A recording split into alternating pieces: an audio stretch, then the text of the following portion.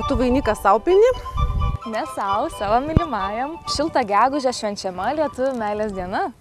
Taip, iš tikrųjų, gegužės 13 sena graži lietuvių meilės deivės šventė. Ir ne tik meilės, bet ir pagarbios draugystės piršlybų šventė. O kaipgi nebus piršlybų, juk gegužė pats žieduočiausias mėnuo. Etnologų nuomonė, seniau meilę suvokė rimčiau negu mes dabar suvokiame. Seniau meilė tai buvo visavertės šeimos sukūrimo, giminės ir tautos išlikimo pagrindas. Taigi ji buvo traktuojama gerokai rimčiau negu šiais laikais.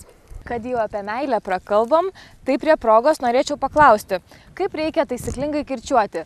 Aš myliu ar aš myliu? Visų pirma, tai ne prie progos, bet esant progai, pasitaikius progai, turėdama progos.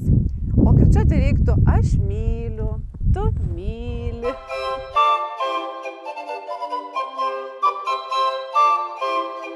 Aišku, tai pasitaikius progai, norėčiau Jums papasakoti, kad anuomet būta mildos garbintojų, žiniuonių, mildininkais arba mildauninkais vadintų.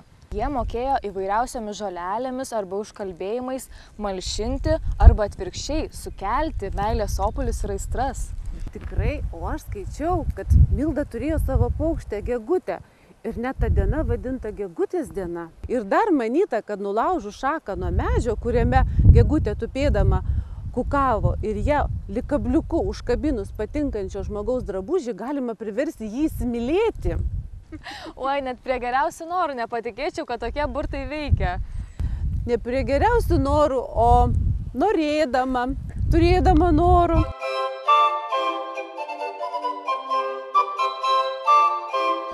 Supratau.